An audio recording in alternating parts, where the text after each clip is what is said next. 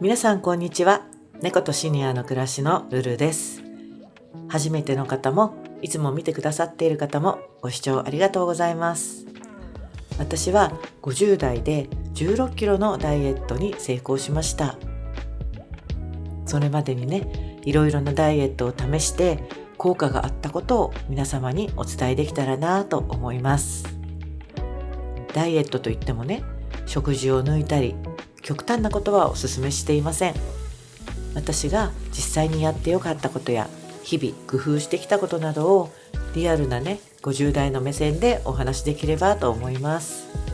今日お話しする内容はあくまでも私の経験、私の場合のお話なので、体調や体質は人それぞれです。無理をなさらないようにしてくださいね。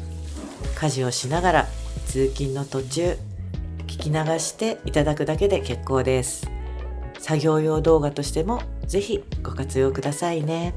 それでは今すぐできるダイエット習慣を5つご紹介します。1、毎朝体重計に乗る。朝起きてトイレに行った後に体重計に乗る。これを習慣化しました。体重がね65キロを超えていた時なんかは正直ね、もう数字を見るのが怖くて体重計に乗らなくなっていました。でもね、それだとね、現実を見ないまま気づけばまた体重が増えていたっていうことになりがちですよね。もう負のループですよね。なので毎日きちんと体重を測ることをお勧めします。これはね、数字をね見るというよりもモチベーションを上げる、そのためにもきっちり現実をね見る、現状把握ですよね。そのために体重計に乗ることをお勧めします。体重計についているアプリでもいいですし、ノートに書いてもいいし、体重の記録をつけるっていうのはとっても大事だと思います。例えばね、少しの変化でもあるとやっぱりやる気が出てくるし、小さな達成感が積み重なってダイエットの効果が得られるっていうことになりますよね。なのでもしもね体重が増えていても、もう絶対に一喜一憂せず1週間単位あるいは1ヶ月単位で見るのが大事だと思います。例えばね、前の夜に炭水化物を多く摂ると体内の水分量が増えるんですね。なので一時的に体重がぐっと増えることがあります。安心してください。これはね、炭水化物がグリコーゲンとして体に蓄積される時にね、水分も一緒に保持される、水分を抱え込むんですね。なのでこういうふうに体重が増えちゃうことってあるんですね。特に塩分が多い食事、あと糖分を摂りすぎた時、そして運動不足の時は翌日むくみやすくなります。なので体重計の数字に一喜一憂せず、自分のね体調を測るんだという気持ちで乗るのがおすすめです。ちなみに以前は夜に体重を測ることもあったんですが、一日のね食べるものによって浮き沈みがあって気分がぶれちゃうのでやめました。2、高タンパク、中炭水化物、低脂質を意識する。炭水化物を極端に減らす低糖質ダイエットとか糖質オフダイエット、私もやりましたけども、それはおすすめしません。そこでやっぱり食生活をね改めて意識したのは、タンパク質をたくさん摂る、炭水化物は中ぐらい、脂質はあまり摂らないという高タンパク、中炭水化物、低脂質というバランスです。タンパク質はね体を作るために必要なものなので、お好きなものでいいんですが、鶏胸肉やお魚やお豆腐、卵などをしっかり摂ること、そしてご飯はカットせずきちんと食べること。ご飯は体を動かすエネルギー源になるのでしっかりと摂って代謝が落ちないように心がけました。それから私が一番効果を感じたのが玄米でした。昨年の秋に夫が体調を崩しまして、お米を玄米に変えたんですね。それまで体重がダイエットをして55キロで止まっていた体重が何にもしてないご飯を白米から玄米に変えただけで1ヶ月で3キロ体重が落ちて本当に驚きました。玄米はね、ビタミンやミネラルが豊富で食物繊維もしっかり取れるんですよね。なので肌の調子も良くなったと思います。そっか、じゃあ同じ炭水化物を取ればいいのねということでパンを食べてしまうとこれはちょっと違うんですよね。例えばね、パンには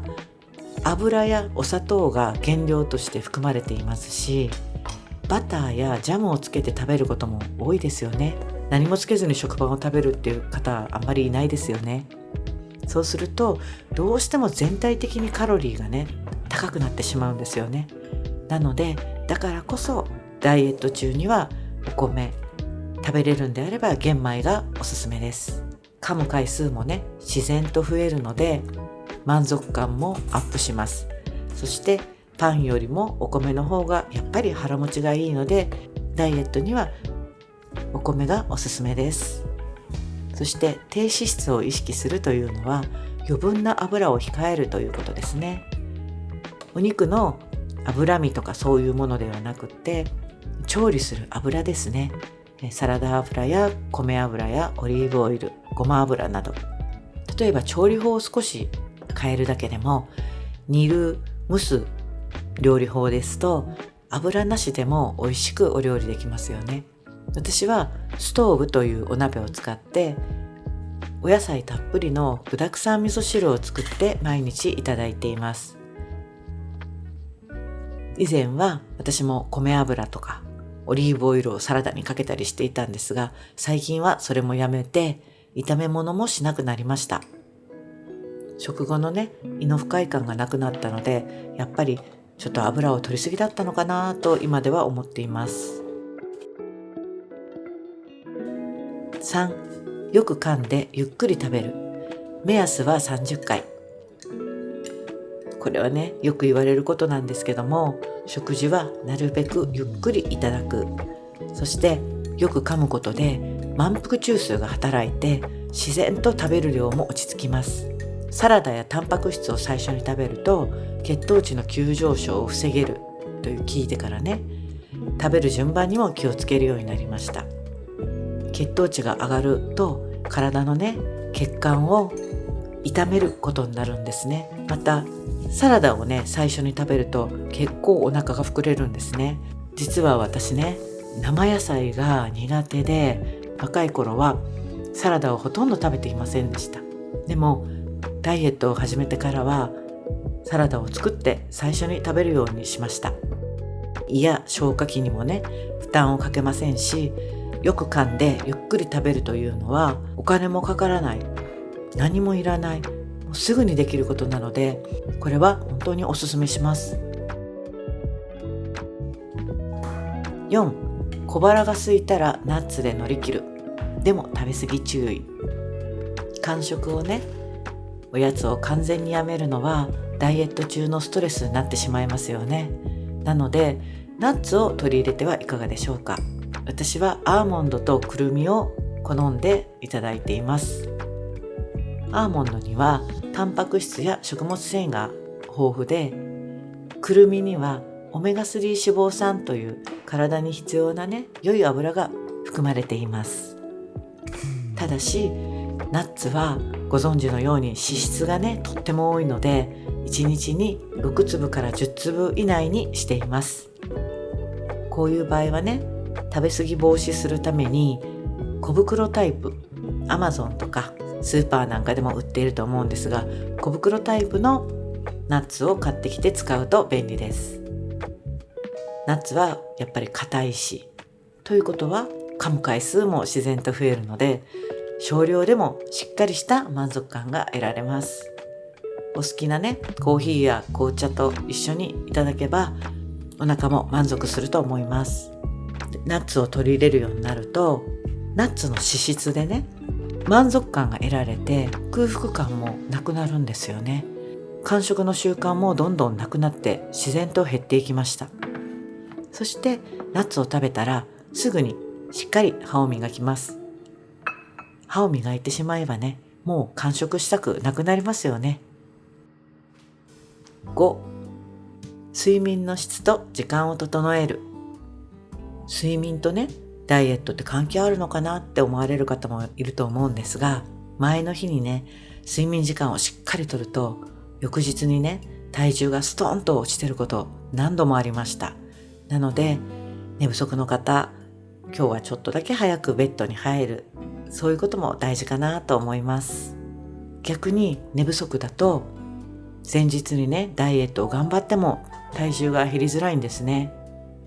なので、今は6時間くらいを目安に Apple Watch の睡眠アプリでチェックしています。そして寝るときにね、眠りにつきやすいようにスマホは寝る前に見ないようにして、リビングとか寝室も間接照明のオレンジ色のね、光だけにして眠りに入りやすい環境に整えています。それでは今日のまとめ。今日ご紹介したのは、私が続けているダイエット今すぐできる5つの習慣です。1、朝の体重測定で現状を知る。現状把握ですね。2、高タンパク、中炭水化物、低脂質の食事。3、よく噛んでゆっくり食べる。4、小腹にはナッツを少しだけ。5、睡眠の質と時間を整える。どれも特別なことではなく、ちょっとした意識と習慣の積み重ねでできることだと思います。無理せず、今日からできそうなことがね、あれば、一つだけでも始めてみるのはいかがでしょうか。50代になってから、私も体の変化をね、感じることが増えましたが、それでも自分のペースでゆっくりとでも整えていけば、体がね、変わっていくんだなってつくづく実感しています。今日お話しした5つの習慣がどなたかの参考になれば嬉しいです。最後まで聞いてくださってありがとうございます。よろしければチャンネル登録と高評価もしていただけたら嬉しいです。またコメント欄にお気軽に皆さんのダイエットのお話、私もダイエット頑張るよっていう宣言でもお待ちしています。一緒にこれからも頑張っていきましょうね。それではまた次回の動画でお会いしましょう。さよなら。